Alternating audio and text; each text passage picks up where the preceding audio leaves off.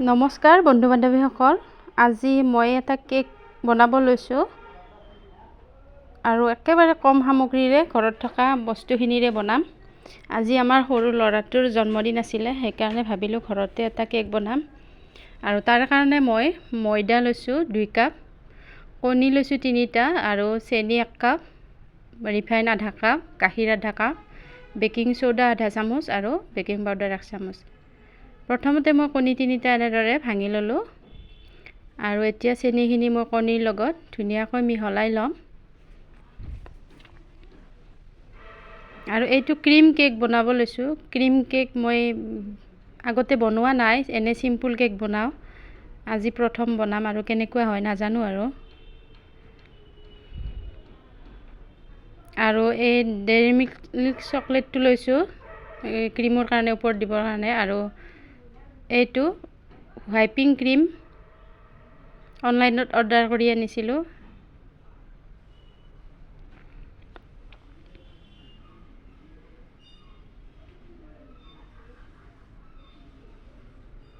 আৰু এতিয়া গাখীৰখিনি মই মিহলি কৰি ল'লোঁ।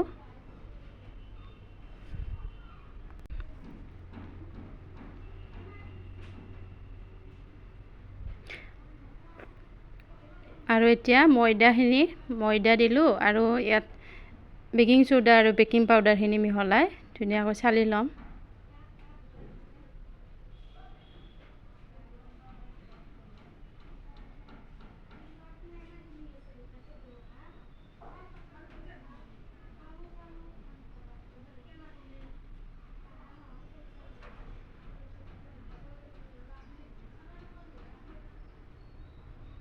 আৰু এইখিনি খুব ধুনীয়াকৈ ফেটি ল'ম।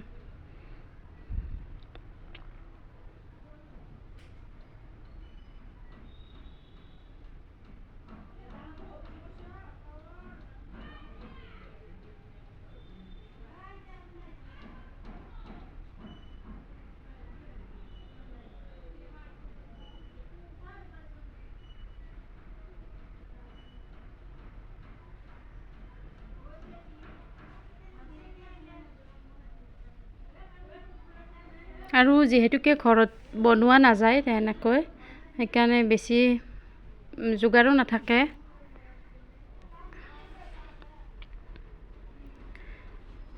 আৰু এতিয়া এনেকুৱা মই বাতিটো লৈ লৈছোঁ কেক বনাবৰ কাৰণে, যিহেতুকে প্ৰেছাৰ কুকাৰত বনাম। আৰু এইখিনি মই ৰিফাইন মুছি লৈছোঁ ধুনীয়াকৈ। আৰু বগা কাগজ এখন পাৰি লৈছোঁ।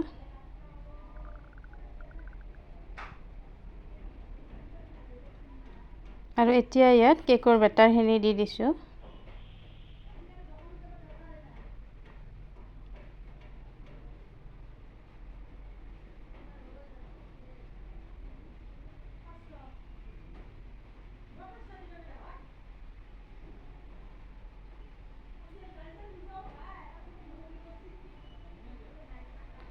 আৰু এইফালে প্ৰেছাৰ কুকাৰটো মই গৰম হ'বলৈ দিছিলোঁ।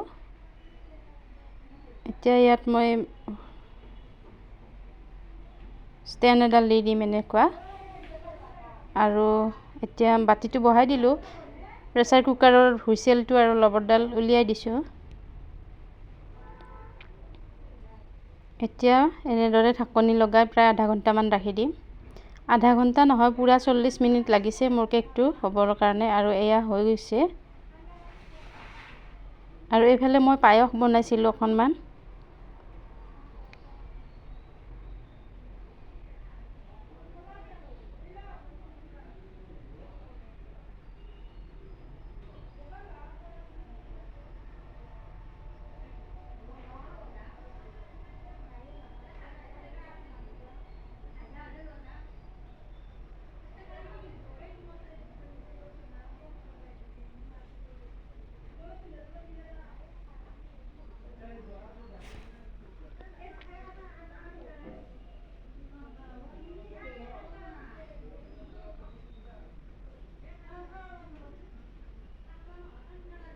আৰু কেকত দিবৰ কাৰণে ডেইৰী মিল্ক চকলেটটো মই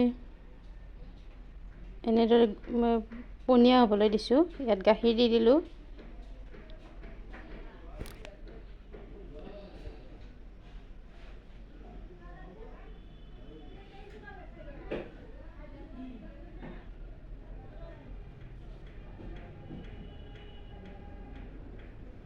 আৰু এয়া কেকটো ঠাণ্ডা হোৱাৰ পিছত মই কাটি লৈছোঁ।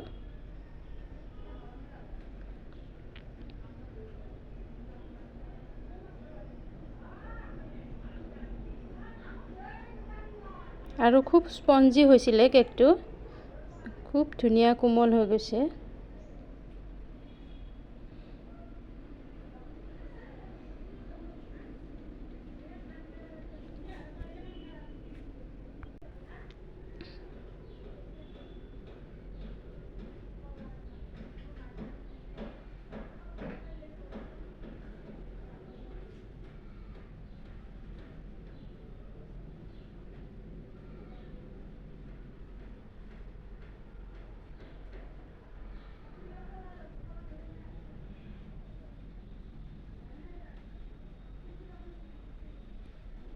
আৰু 3 টুকুৰ কৰি ল'লোঁ কেকটো।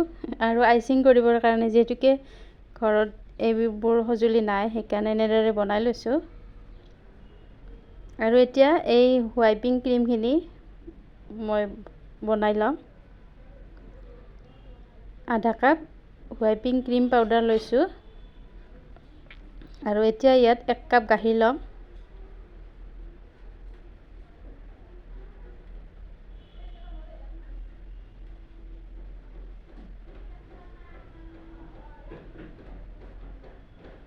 আৰু এনেদৰে প্ৰায় আধা ঘণ্টামান ফেটিছোঁ। শেষত এনেকুৱা অৱস্থা হৈছে, যিহেতুকে ফ্ৰিজত থোৱা নাই, লগে লগে বনাই লৈছোঁ, সেইকাৰণে।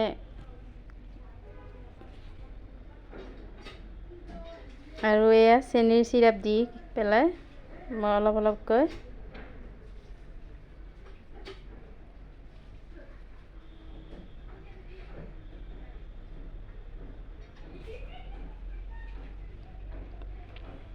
ক্ৰীম সানি দিছোঁ।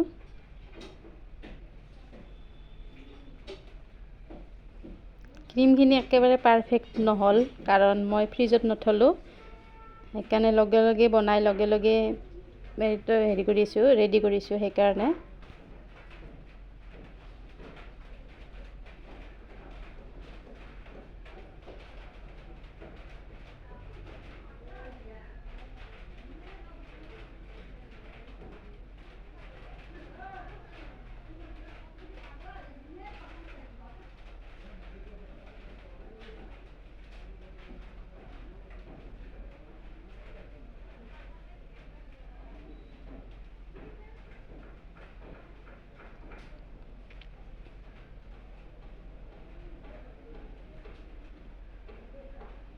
আৰু ইয়াত চকলেট চিৰাপখিনি দি দিছোঁ।